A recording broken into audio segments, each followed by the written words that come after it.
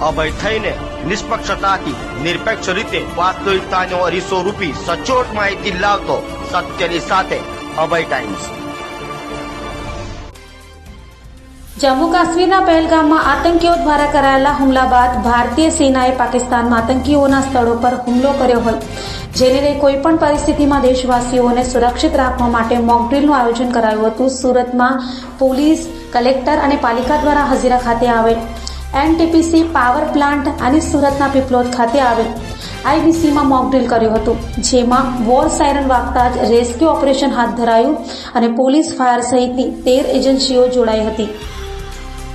જમ્મુ કાશ્મીરના પહેલગામ આતંકી હુમલાની ઘટના બાદ પાકિસ્તાન સરહદ પર તણાવભરી સ્થિતિ સર્જાઈ છે। પાકિસ્તાન તરફથી સતત સીઝ ફાયરનું ઉલ્લંઘન કરાઈ રહ્યું છે, ત્યારે દેશના સિવિલ ડિફેન્સ ડિસ્ટ્રિક્ટમાં આજે 7 મેના રોજ મોકડ્રીલનું આયોજન કરાયું છે। તે પહેલા જ ભારતીય સેનાએ મોડી રાત્રે પાકિસ્તાનમાં આતંકીઓના સ્થળો પર હુમલો કરી અનેકને મોતને ઘાટ ઉતાર્યા હતા।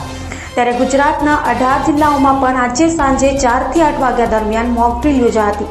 સુરતમાં પણ 3 જગ્યાએ આઈબીસી બિલ્ડિંગ, લક્ષ્મીપતિ એપેરલ અને હજીરા ઇન્ડસ્ટ્રીયલ એરિયામાં મોકડ્રીલ યોજાઈ હતી। આ 4 કલાક દરમિયાન લોકોને યુદ્ધની સ્થિતિમાં શું કરવું તેની સમજ આપવામાં આવી હતી।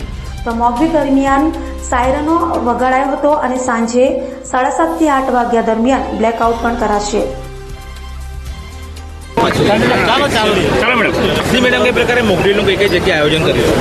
ભારત સરકાર શ્રી તરફથી ઓપરેશન અભ્યાસ અંતર્ગત મોકડ્રીલ કરવા માટેની સૂચના આપવામાં આવેલ છે।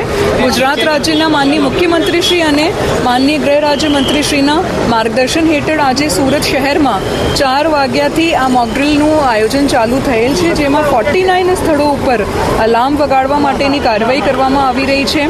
3 જગ્યાઓ ઉપર મોકડ્રીલનું આયોજન કરવામાં આવી રહ્યું છે, ઇન્ટરનેશનલ બિઝનેસ સેન્ટર, હજીરા અને સચિન ખાતે।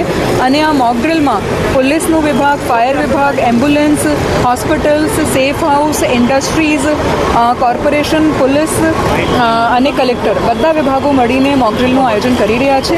લોકોનું ખૂબ સારું પ્રતિસાદ આ મોકડ્રીલમાં મળી રહ્યું છે અને સાથે સાથે પદાધિકારીશ્રીઓ, એમપીશ્રી, એમએલએશ્રી, મેયરશ્રી અને અન્ય લોકો પણ આ મોકડ્રીલમાં જોડાયા છે। સાંજે 7:30 વાગ્યાથી સમગ્ર સુરત શહેરમાં અડધા કલાક માટે 8 વાગ્યા સુધી ब्लैकआउट પણ आयोजन કરવામાં આવ્યું છે। उस चीज को मद्देनजर रखते हुए ये मॉक ड्रिल किया गया है। इसमें आपने देखा होगा कि ये जो मॉक ड्रिल थी, एक हादसा हो गया यहाँ पे क्या सर्जिकल स्ट्राइक कुछ हुई है, एयर अटैक हुआ है, उसके बाद में सिविल जनता को बचाने के लिए ये किया गया है। लेकिन इससे पहले भी बहुत प्रिकॉशन है। इससे पहले आप क्या है, अपना जैसे सायरन बज गया, आपको बताया जाएगा ये आपने ड्रिल करनी है, तो उस टाइम पर आपने अपना घर के अंदर हो या कहीं भी हो, बेसमेंट पकड़ना है, आपने अंडरग्राउंड होना है, जो नीचे वाली मंजिल है उसमें जाना है।